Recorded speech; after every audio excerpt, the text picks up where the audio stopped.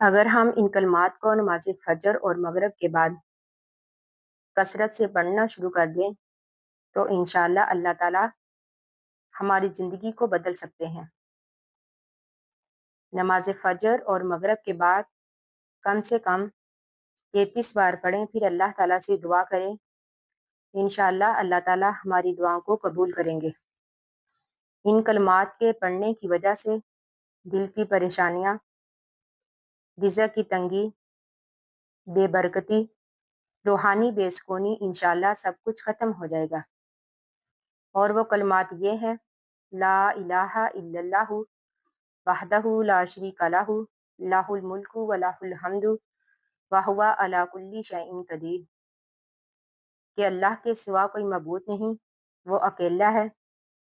اس کا کوئی شریک نہیں، تمام بادشاہی اسی کے لیے ہے، تمام تعریفیں اس اللہ کے لیے ہے، اور وہ اللہ تعالیٰ ہر چیز پر قادر ہے۔